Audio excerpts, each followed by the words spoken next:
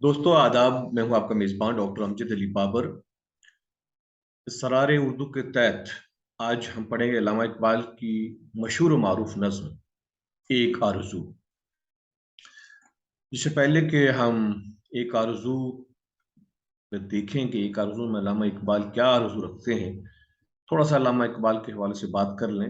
हालांकि अल्लामा के हवाले से हम कोशिश करेंगे कि अलग से सेशन लेके आया जाए कि अल्लामा इकबाल की पैदाइश 1877 में सियालकोट में हुई। उस वक्त हमारा मुल्क हिंदुस्तान, पाकिस्तान और बांग्लादेश सब एक मुल्क था। और इनकी वफात 1938 में हुई। तभी तक हम आज़ाद नहीं हुए थे, ब्रिटिश राज था उस वक्त। और वफात इनकी लाहौर में 1938 में हुई। अल्लामा इकबाल के जो मशहूर काम हैं, जो उनकी अहम किताबें हैं, उनमें बांगे दरा, बाले जिब्रील, ज़रबे कलीम और अरमगाने हजाज हैं। जैसे कि आप जानते हैं कि अल्लामा इकबाल फिलॉसफी में पीएचडी थे और एक फिलासफर शायर थे। वो खुद को कहते थे कि मैं प्याम देना चाहता हूँ, मैं खुद को शायर तस्लीम नहीं करता। लेकिन नाकदीन ने, उदबा ने, अदब के शायकीन ने उन्हें बड़ा शायर माना है। और अल्लामा इकबाल एक पूरे दौर को रिप्रेजेंट करते हैं, एक दौर की नुमाइंदगी करते हैं। इसीलिए उन्हें शायर मशरक़ कहा गया। अल्लामा इकबाल की शायरी के मुख्तलिफ अदवार हैं। इब्तदा में हमें उनकी शायरी में वतन से मोहब्बत, बच्चों के लिए नज़में, फितरत की नज़में, फितरत की मंजर कशी, इस तरह की नज़में मिलती हैं। लेकिन बहुत जल्द उन्होंने अपना नज़रिया, ये हम कह सकते हैं कि इर्तका हुआ, और वो बाज़ाब्ता एक फ़लसफ़ी शायर, एक पयामी शायर हमारे सामने बनकर, उभर कर हमारे सामने आते हैं। और अल्लामा इकबाल की गज़लियात हमें एक तहरीक देती हैं, उनकी नज़में हमें एक राह दिखाती हैं, हौसला देती हैं, एक मुसलसल जद्दोजहद की तलकीन करते हैं। और वो हमेशा कहते हैं कि आप कोशिश करते रहें, आप कभी भी रेस्ट पे मत जाएं, आराम पे मत जाएं। आप आहिस्ता आहिस्ता अपनी मंजिल की तरफ चलते रहें, आप बाअमल होनी चाहिए। ये अल्लामा इकबाल की शायरी का मैं कह सकता हूँ कि एक हद तक थीम है, जो इस लेवल तक, कॉलेज या यूनिवर्सिटी के लेवल तक हमें समझ लेना चाहिए। अब इस पे हम मजीद बात नहीं करेंगे, हम एक आरजू पे आते हैं। एक आरजू अल्लामा इकबाल की नज्म, देखते हैं कि इसमें शायर क्या कहना चाहता है। पहले हम थोड़ा सा इसका मतन पढ़ेंगे और फिर हम इसकी तशरीह करेंगे। अल्लामा कहते हैं कि दुनिया की महफिलों से उकता गया हूँ यारब, क्या लुत्फ अंजुमन का जब दिल ही बुझ गया है। शोरश से भागता हूँ दिल ढूंढता है मेरा, ऐसा सकूत जिस पर तकरीर भी फिदा हो। अब देखिए कि शायर कहीं ना कहीं दुनिया के इन झमेलों से, इन शोर शराबों से, इस नफसा नफसी से उकता जाता है, थक जाता है। उकताया हुआ थक गया हूँ, तंग आ गया हूँ। और अब अपने रब से मुखातिब है कि मैं रब इस दुनिया की महफिलों से उकता चुका हूँ। और क्या लुत्फ अंजुमन का, यानी क्या मजा इस अंजुमन का। अंजुमन हुआ महफिल। जब दिल ही बुझ गया है, दिल ही बुझ गया है कि जब इंसान का दिल मर जाता है, जब इंसान का दिल किसी तरफ नहीं आता है, जब वो तंग हो जाता है। शोरश से भागता हूँ दिल ढूंढता है मेरा, मैं अब शोरश से भागता हूँ, मैं अब शोर शराबे से भागता हूँ, मैं दौड़ा दाड़ी से भागता हूँ। और अब मेरा दिल ढूंढता है, क्या ढूंढता है, अगले मिसरे में देखिए। ऐसा सुकूत, सुकूत होता है खामोशी, ऐसा सुकूत जिस पर तकरीर भी फिदा हो। कि मैं ऐसी खामोशी तलाश करता हूँ कि मुझे ऐसी खामोशी, ऐसा आराम और सुकून मिले, ऐसा मकाम मिले जहां पर बिल्कुल खामोशी हो, लेकिन उस खामोशी पर तकरीर जो है वो भी कुर्बान हो जाए, फिदा हो जाए। अब देखिए, सुकूत और तकरीर में एक दूसरे की जिद हमें नजर आती है। या तो खामोशी होती है, कहीं सुकूत होता है, या तकरीर होती है। लेकिन तकरीर जो है वो हमें कई माने देती है, कई तहरीकात देती है, कई ख्यालात देती है। लेकिन यहाँ शायर ये कहता है कि मुझे ऐसी खामोशी मिले कि जो तकरीर से भी ज्यादा बातें मुझे समझा दे। जो तकरीर से भी ज्यादा माने रखती हो, तो ये अल्लामा इकबाल की शायरी का हुस्न है। चलिए जी, अगला अगला मिसरा देखते हैं। मरता हूं, मरता हूं खामोशी पर, ये आरज़ू है मेरी, दामन में कौ के एक छोटा सा झोंपड़ा हो। पहले इस शेर के मुश्किल अल्फाज देख लीजिए। कौ हुआ पहाड़, दामन आप समझते हैं कि उसके बिल्कुल साथ में, उसके नीचे खामोशी, चुप, जो पहले भी बात की, झोंपड़ा, छोटा कच्चा सा मकान हो। खैर कहता है कि मरता हूं खामोशी पर, यह आरज़ू है मेरी, मैं मरता हूं किस पे? खामोशी पे। खामोशी पे यानी मुझे सुकून वाली जगह चाहिए, इत्मीनान वाली जगह चाहिए। और मेरी ये आरज़ू है, मेरी ये ख्वाहिश है, मेरी ये जुस्तजू है कि किसी पहाड़ के दामन में, पहाड़ के नीचे मेरा छोटा सा एक मकान हो, एक छोटी सी झोंपड़ी हो, या हम ये कह सकते हैं कि रहने के लिए छोटी सी कोई जगह हो। और आजाद फिक्र से हूं, उजलत में दिन गुजारूं, दुनिया के गम का दिल से कांटा निकल गया हो।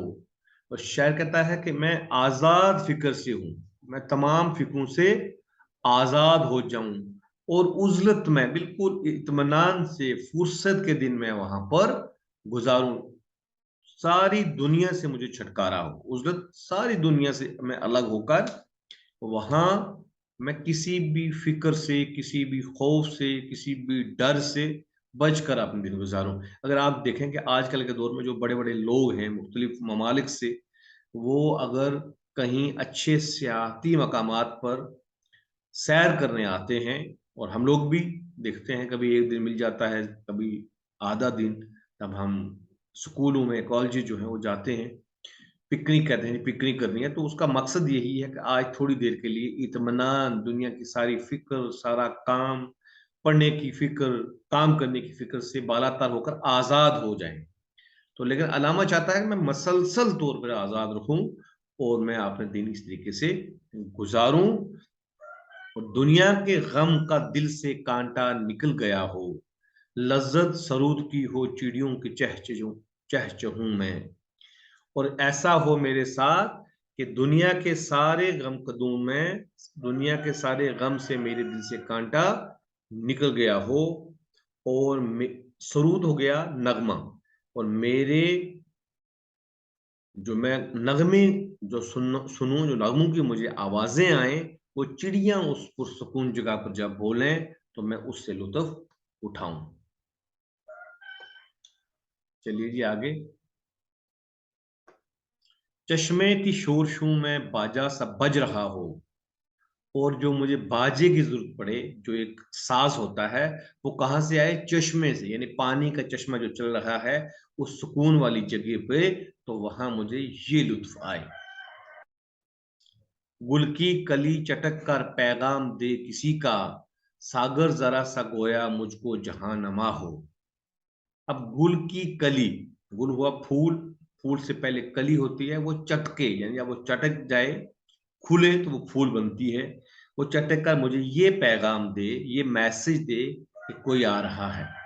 सागर जरा सा गोया मुझको जहां नमा हो, और जरा सा सागर जो पानी का प्याला मेरे लिए वो जहां नमा हो। जहां नमा यानी कि मैं सारी दुनिया को उसमें देख पाऊं।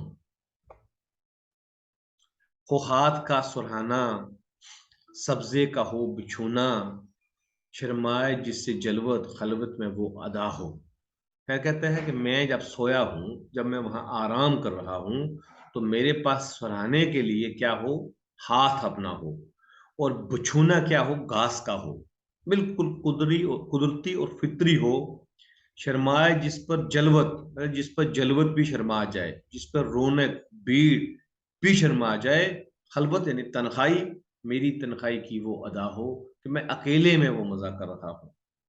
मानूस इस कदर हो सूरज से मेरी बुलबुल, मानूस यानी खुश, मेरी सूरत से वहां पहाड़ के दामन में बुलबुल मुझे देखकर इस कदर मानूस हो, यानी खुश हो जाए, कि नन्हे से दिल में उसके खटका न कुछ मेरा हो, कि उस बुलबुल के नन्हे से दिल में, छोटे से दिल में मेरा कुछ खटका ना हो, मेरा कुछ डर ना हो। जैसे आप जानते हैं कि चिड़ियां हमें देख के डर जाती हैं, किसी चीज को भी देख के डर जाती हैं, लेकिन शायर कहता है कि मैं इतने इत्मीनान से रहूं कि बुलबुल भी मुझे देखकर न डरे। उसका दिल छोटा जरूर है लेकिन मुझे देखकर न डरे। सफ बांधे दोनों जानब बूटे हरे हरे हूं, नदी का साफ पानी तस्वीर ले रहा हो। अब देखिए मंजर कशी, कि साफ बांध का दोनों जानब जो बूटे हों, दरख्त हों, पेड़ हों, वो हरे हरे हों, क्योंकि उनको कोई छेड़छाड़ ना हो, उनको ये हमारी मौजूदा पोल्यूशन ना हो, धुआं ना हो, कटाई ना हो। और नदी का जो साफ पानी भी गाँव में उस पहाड़ के दामन में बह रहा हो, वो ऐसे हो जैसे तस्वीर का पानी हो। वो तस्वीर में जो पानी नजर आता है वो बिल्कुल साफ होता है। हो दिल फरेब ऐसा कोसार का नजारा, कि कोसार पहाड़, पहाड़ का नजारा ऐसा दिल फरेब हो। दिल फरेब यानी दिल को जीत लेने वाला हो, हमारा दिल उस तरफ लग जाए।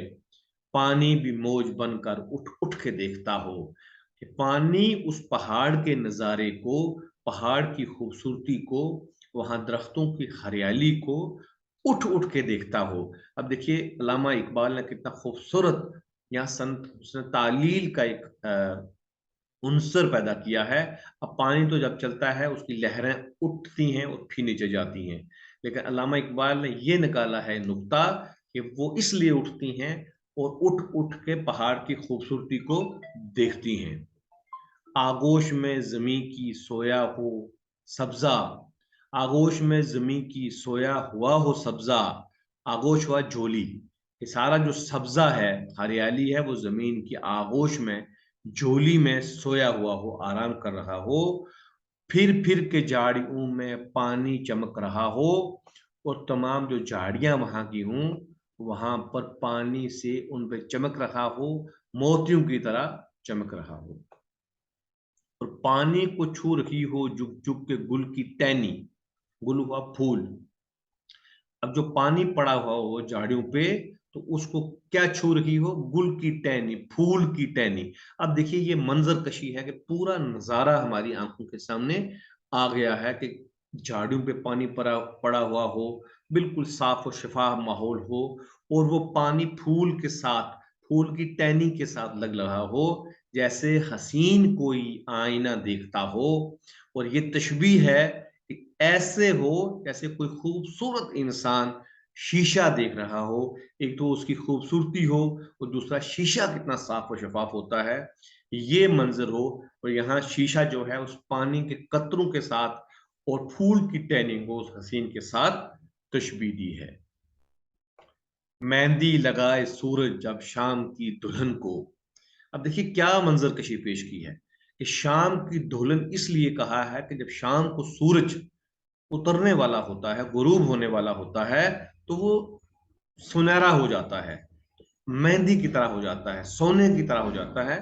शायर कहता है कि जब शाम की दुल्हन, शाम आने वाली हो, और पहाड़ का वो नजारा हो, सूरज उतरने वाला हो, और वो मेहंदी लगा दे उसको, सुर्खी लिए सुनहरी हर फूल की कबा हो। कबा होता है लबास, कि हर फूल की, हर फूल का लबास वो एक सोने की तरह का रंग लिए हो, उस तरह की सुर्खी लिए हुए हो, क्योंकि सूरज जब उसके ऊपर पड़ेगा तो वो सुर्ख नजर आएंगे, सुनहरे नजर आएंगे। रातों को चलने वाले रह जाएं थक के जिस्म, उम्मीद उनकी मेरा टूटा हुआ दिया हो। और जब रातों को चलने वाले लोग, चलने वाले मुसाफिर थक कर कहीं वहां पर रह जाएं, और वहां उनके पास और कुछ ना मयसर हो, तो मेरा टूटा हुआ जो घर है, टूटा हुआ जो दिया है, वो उनके लिए बड़ी उम्मीद हो, कि मैं पहाड़ के नीचे हूं और वो देखें कि यहाँ कौन है, और उनकी एक उम्मीद जग जाए कि कोई हमारा यहाँ पर मदद करने वाला मौजूद है। बिजली चमक के उनको कुटिया मेरी दिखा दे, जब आसमां पे हर सू बादल गिरा हुआ हो। अब देखिए ये भी एक मंजर कशी है, कि सख्त काली अंधेरी रात हो, और वो वहां से गुजर रहे हूं, और बिजली चमके, और जब बिजली चमकती है अंधेरे में तो घर नजर आते हैं, और फिर वो जब बिजली चमकना बंद होगी तो फिर अंधेरा होता है। तो शायर ये कहना चाहता है कि जब बिजली चमके और मेरी कुटिया, मेरा छोटा सा वो जो झोंपड़ा है, वो उनको नजर आ जाए, उस वक्त जब आसमान पर बादल हो, जोरदार बरसात होने वाली हो और बिजली चमक रही हो, बिजली कड़क रही हो, और पिछले पहर की कोयल, वो सुबह की मौजन, मौजन होता है अजान देने वाला, पिछले पहर की कोयल यानी सुबह होने के साथ वाली कोयल, और वो जो मौजन है सुबह की अजान देने वाली हो, मैं उसका हमनवा हूँ, वो मेरी हमनवा, हमनवा हुआ कि हम एक आवाज जैसे, कि वो मेरे साथ आवाज मिलाने वाली हो, और मैं उसके साथ, मैं उसका दोस्त हूँ, वो मेरे साथ बात करने वाली हो, मैं उसके साथ बात करने वाला हूँ। कानूं पे हो ना मेरे दैरो हरम का एहसान, दैरो हरम, हरम बोलते हैं मस्जिद को, दैर हुआ मंदिर, रोजन ही झोंपड़ी का मुझको सहर नमा हो, कि मेरे कानून पर मंदिर और मस्जिद का कोई एहसान ना हो। जैसे मंदिर और मस्जिद में सुबह के वक्त अजान और भजन होते हैं और लोग जागते हैं ये समझ कर के सुबह हो गई है, तो शायर कहना चाहता है अल्लामा इकबाल के मेरे कानों पर उनका एहसान हरगिज ना हो, मेरी झोंपड़ी का रोजन जहां से रोशनी आती है, वही मेरे लिए सुबह का सहर का पैगाम लेके आए, उसी से रोशनी मुझे अंदर आए, और फूलों को आए जिस दम शबनम वुजू कराने। अब जो शबनम है, औस है, वो सुबह के वक्त पड़ती है, शायर कहता है कि जब फूलों को वो वुजू कराने आए। अब देखिए, यहाँ अबादत और नमाज और सुबह उठने के हवाले से, क्योंकि उठते हैं हम सब, उठ के सुबह मुंह हाथ धो के वुजू करते हैं, तो शायर कहता है कि जब फूल भी जो है वुजू करते हैं, लेकिन उनको जो है शबनम कराने वुजू आती है, वुजू कराने शबनम आती है। रोना मेरा वुजू हो, नाला मेरी दुआ हो, और मेरा रोना ही, गिड़गिड़ाना ही जो है वो वुजू हो, और मेरी नाला यानी जो मेरी फरियाद हो, आरजू हो, अल्लाह ताला के आगे गिड़गिड़ाना हो, वही मेरे लिए दुआ हो। अब देखिए खत्म हो रही है नज़म। इस खामोशी में जाएं इतने बुलंद नाले, तारों के काफिले को मेरी सदा धरा हो, कि इस खामोशी में, वहां सब खामोशी हो, और ऐसे नाले बुलंद जाएं कि तारों की जो सतारे हैं, तारों के काफिले को मेरी सदा धरा हो। धरा हुआ है, जब काफिला चलता है तो उस वक्त एक आवाज बजती है, घंटी बजती है, कि जब सुबह होते ही तारे गुम हो जाते हैं, क्योंकि सूरज की रोशनी आ रही होती है, और फितरी अमल है कि तारे फिर नजर हमें नहीं आते। और यहाँ शायद अल्लामा इकबाल ये कहना चाहते हैं कि मेरी जो सदा है, मेरी जो आवाज है, वो तारों के लिए एक घंटी का या उस आले का काम करे, जो कि किसी काफिले के जाते वक्त आती है, वो तारों का काफिला सुबह होते ही कूच हो जाता है, और मेरी जो आवाज है, मेरी गड़गड़ाहट है, मेरा नाला है, ये उनके लिए वो वाली सदा बन जाए। हर दर्द मंद दिल को, अब देखिए नज्म खत्म कैसे हो रही है, कि हर दर्द मंद दिल को रोना मेरा रुला दे, दर्दमंद दिल, जो दर्द भरा दिल हो, जो किसी के लिए दर्द रखता हो, उसको ये मेरा रोना जो है ये रुला दे, उसको भी आंसू आ जाएं मेरी ये आवाजें सुनकर, मेरी ये गड़गड़ाहट सुनकर, मेरा नाले और फरियाद सुनकर। बेहोश जो पड़े हैं शायद उन्हें जगा दे, और जो लोग इस सारे मंजर से बेहोश हैं, जो अपने आप को पहचानने से बेहोश हैं, जो बेअमल हैं, जो बेअमली में नफसा नफसी में हैं, जिनको दूसरे का एहसास नहीं है, शायद उन्हें भी जगा दे। तो ये थी अल्लामा इकबाल की नज़्म एक आरज़ू। ये आप देखिएगा और अपने दोस्तों में भी शेयर करिएगा।